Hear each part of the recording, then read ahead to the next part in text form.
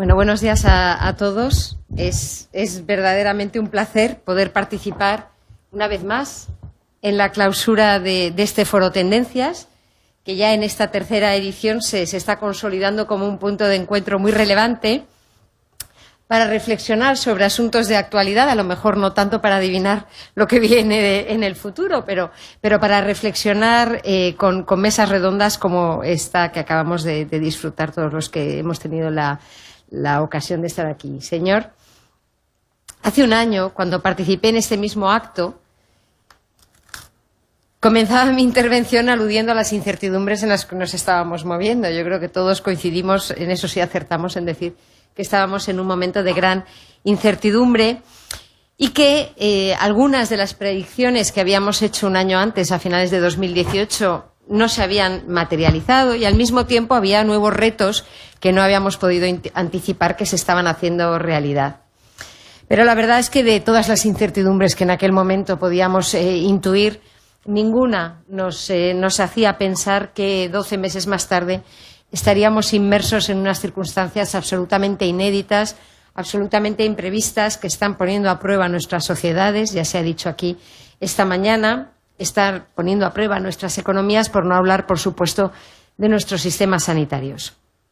Así que, evidentemente, hacer previsiones económicas es siempre complicado. En este contexto es un ejercicio de alto riesgo.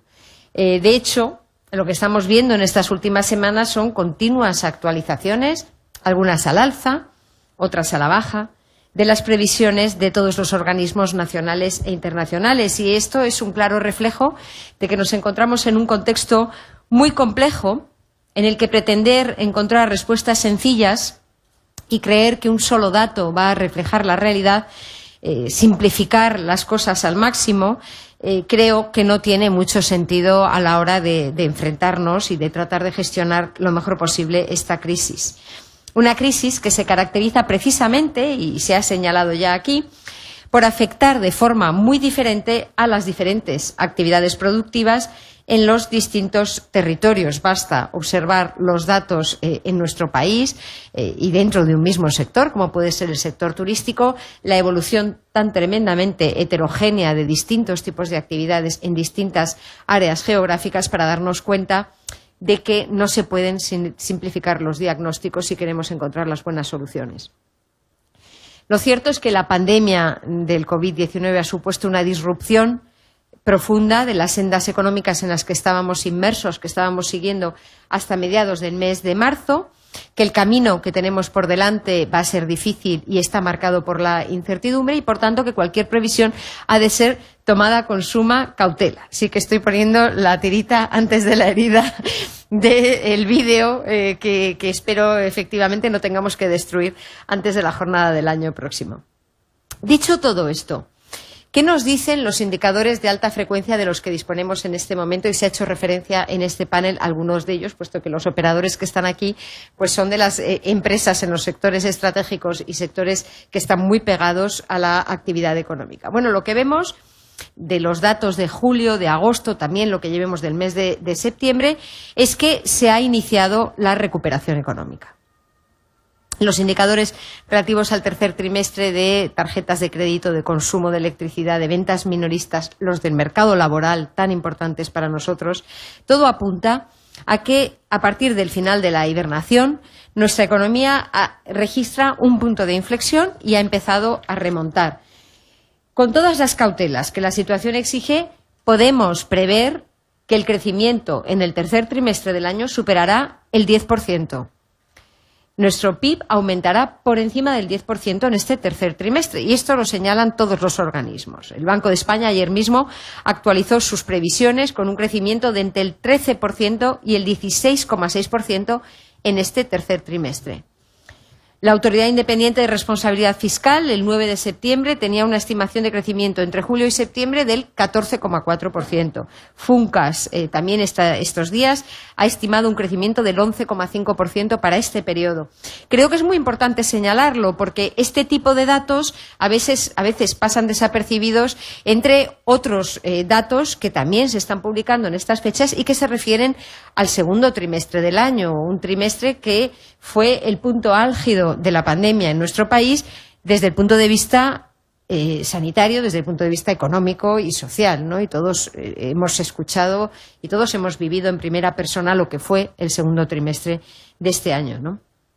Por eso, siempre digo, siempre y cuando seamos capaces de seguir controlando los inevitables rebrotes hasta que tengamos la solución sanitaria, la vacuna, esperemos todos que lo antes posible, la recuperación económica seguirá este patrón que describimos como una V asimétrica, otros dicen una forma de raíz cuadrada. Bueno, es una caída muy intensa de la actividad en el segundo trimestre y una progresiva recuperación a partir del fin de la hibernación. Pero es evidente que para que esta evolución se mantenga es fundamental, como decía, controlar la epidemia en el ámbito sanitario y seguir tomando las medidas adecuadas en cada momento para apoyar este relanzamiento, esta reactivación de nuestro país, respaldando muy particularmente aquellos ámbitos de actividad, aquellas geografías cuyo despegue es naturalmente más lento, más tardío, por las condiciones particulares de su estructura productiva y su dependencia, y esto es muy evidente, del turismo internacional, ¿no? Es decir, que tenemos que seguir tomando las medidas que hemos empezado a poner en marcha desde marzo. Medidas de apoyo a la liquidez y al tejido productivo, medidas de apoyo al empleo, medidas de apoyo a las rentas de las familias para tener una base sobre la cual abordar el necesario proceso de transformación de nuestra economía para hacerla más resiliente para futuras crisis y para tener una recuperación económica, un crecimiento que sea de verdad sostenido y sostenible en el tiempo.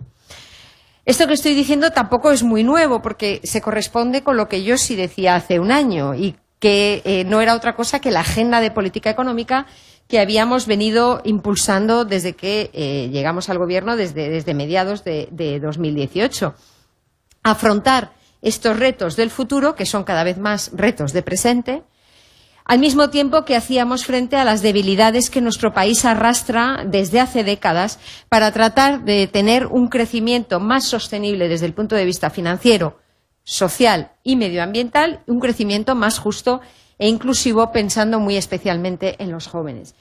Llevamos 2 años trabajando en ello y por eso tenemos muy claro el destino, el camino que hay que seguir de cara al futuro. Esta crisis lo que ha hecho es que estos cambios o estos procesos se hagan probablemente más urgentes, ¿no? Son más urgentes, más imprescindibles. No hay tiempo que perder para que trabajemos de forma coordinada, con responsabilidad, con unidad, para abordar este proyecto que es un proyecto de país. Y cada acto público en el que intervengo, esto es lo que escucho a mi alrededor. No se trata de una oportunidad, se trata de un reto, es un proyecto de país en el que tenemos que estar todos unidos. Yo creo que hay un enorme consenso social y por parte de los agentes económicos de cuál es la situación de nuestro país, cuáles son sus activos, cuáles son los principales retos a los que nos enfrentamos y las principales reformas que tenemos que impulsar. Y por eso yo siempre insisto en que me parece, pues la verdad que de sentido común que este consenso social se traslade también al arco parlamentario y que se refleje en este consenso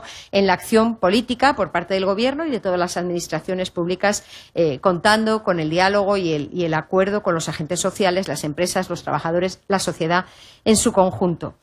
Estamos en una encrucijada y los próximos meses son absolutamente claves para tomar el camino correcto, contando con el esfuerzo de todos. Y cuando hablo de todos me refiero también naturalmente a la Unión Europea, que es nuestro marco natural de desarrollo y que en esta pandemia se ha demostrado absolutamente fundamental para afrontar las dificultades económicas y sociales. Yo creo, se ha señalado ya aquí, que las propuestas, las iniciativas impulsadas por parte de la Comisión Europea, del Banco Central Europeo, los acuerdos a los que hemos llegado en estos meses han sido un respaldo absolutamente imprescindible para que hoy podamos afrontar estos retos en un entorno financiero favorable.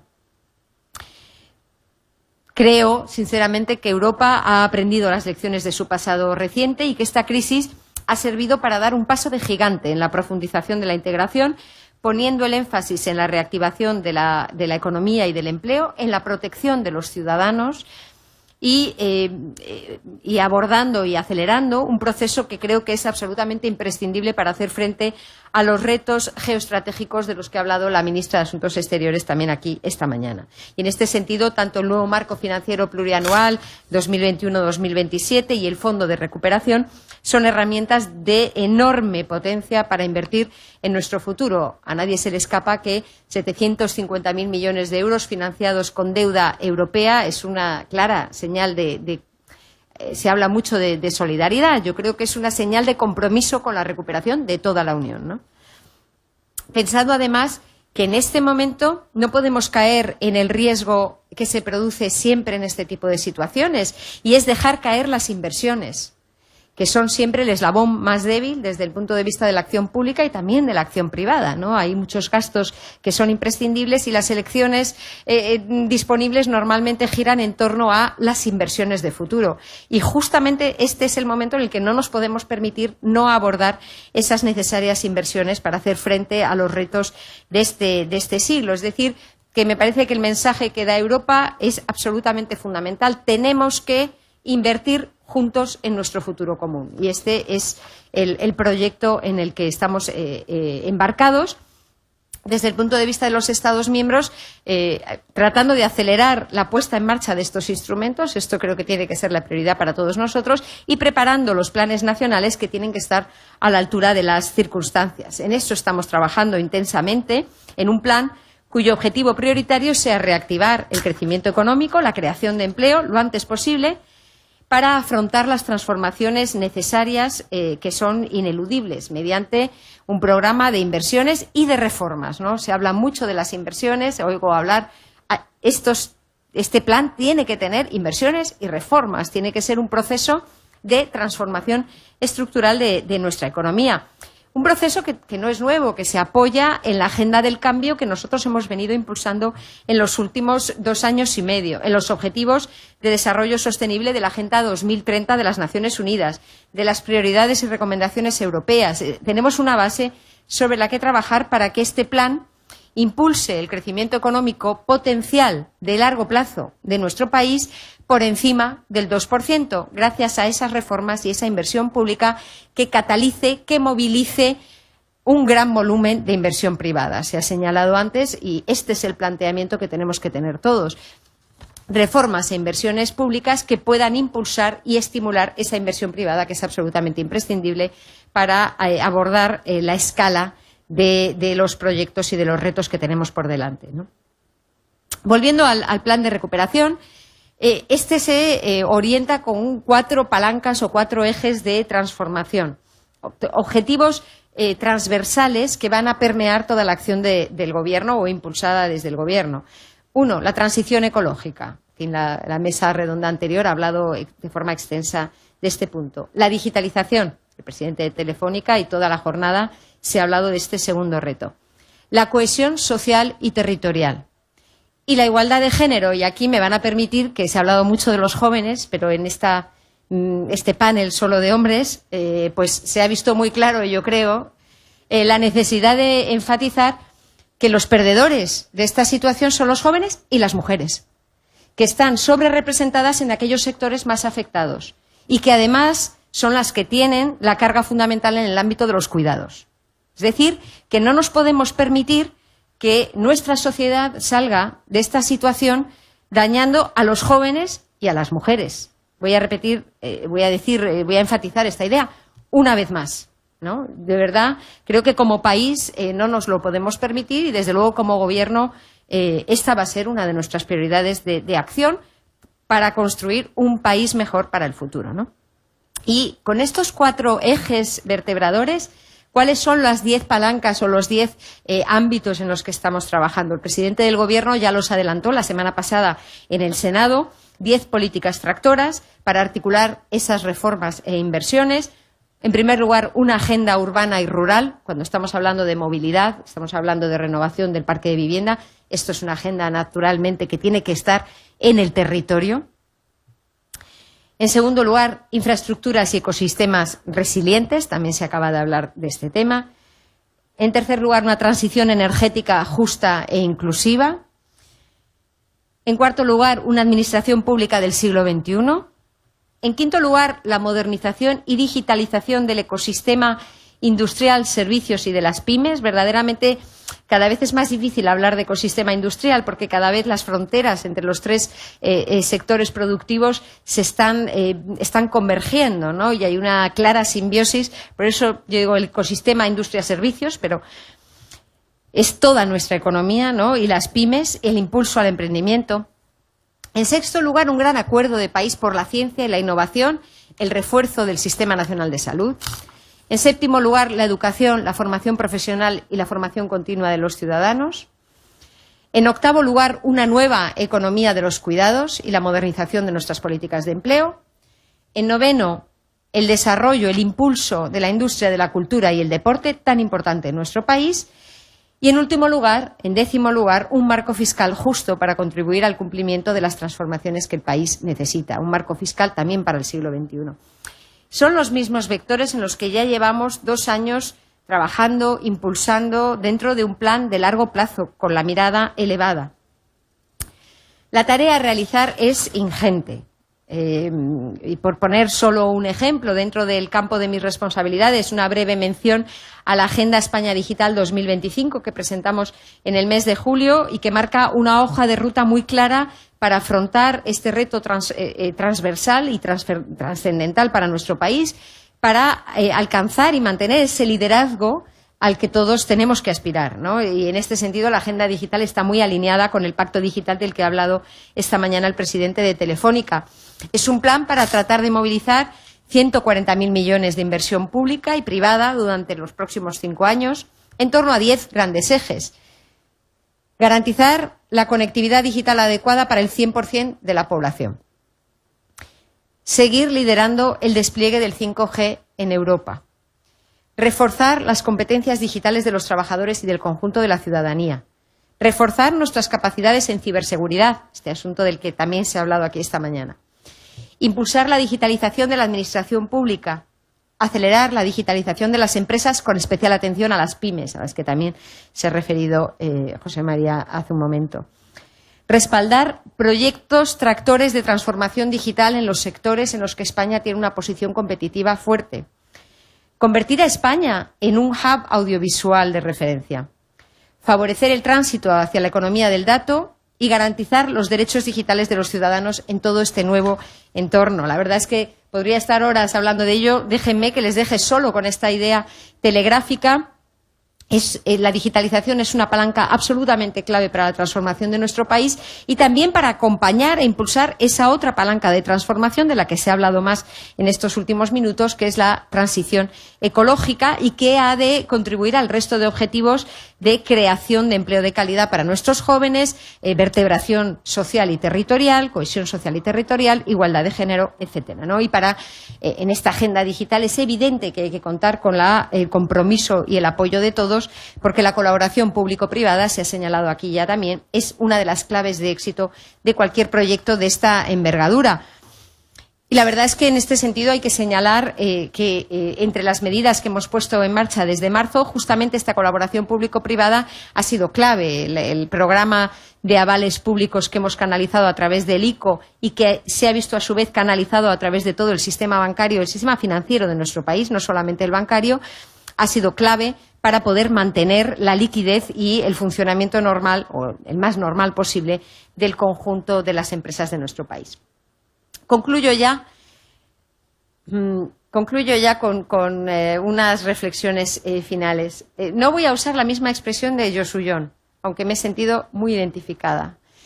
Sí creo que en algunos momentos tenemos un poco la sensación de estar bajo esa maldición oriental, ¿no? De ojalá te toque vivir tiempos interesantes, ¿no? No sé si es verdad que es una maldición oriental, pero lo que está clarísimo es que nos está tocando vivir tiempos absolutamente interesantes, por decirlo suavemente, en nuestras vidas, ¿no? Las últimas décadas, lo señalaba, me parece que Tony hace un momento, los últimos 20 años, las últimas décadas se han caracterizado por una transformación absolutamente vertiginosa de nuestras estructuras sociales y económicas, por una modificación profunda de nuestra forma de relacionarnos, de toda nuestra vida. Y estas realidades exigen un proceso continuo de adaptación.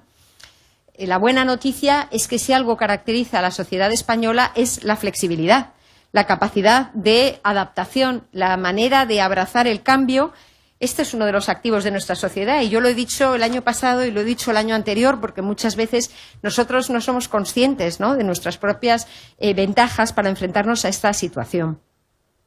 Llevamos un periodo muy largo de incertidumbre, haciendo frente a retos sin precedentes, al mismo tiempo que gestionamos las urgencias del día a día y trabajamos para resolver los problemas que llevamos arrastrando desde hace años, ¿no? Pero en línea con el espíritu, yo creo que ha guiado la mesa anterior y espero que haya guiado todo el debate durante la mañana, creo que las dificultades no pueden llevarnos a rendirnos. Ante la incertidumbre, ante un entorno cambiante e impredecible en el que la situación no evoluciona de manera homogénea ni en todos los sectores ni en todos los territorios, yo creo que la obligación de los responsables públicos es trabajar con rigor, basándose en un análisis profundo y reposado de los datos para tomar las decisiones más acertadas posibles, huyendo de soluciones mágicas para realidades complejas. Eso es lo que estamos haciendo o tratando de hacer desde el Gobierno. Como he dicho ya, estamos en una encrucijada, en un momento clave de nuestra historia. Tenemos la oportunidad y la responsabilidad de conseguir que España se sume a las naciones más avanzadas en este mundo más verde, más digital y más igualitario que queremos construir y hacerlo juntos. Hace unos meses, en una entrevista que me hizo Miguel Jiménez, me preguntó, ¿tiene usted esperanza? Y le dije, no, yo lo que tengo es confianza. Es que yo tengo mucha confianza en nuestro país. Creo que la pandemia no ha anulado nuestros activos, no ha destruido nuestras infraestructuras, solamente ha acelerado esas prioridades que además ya teníamos marcadas, ese proceso de transformación absolutamente imprescindible.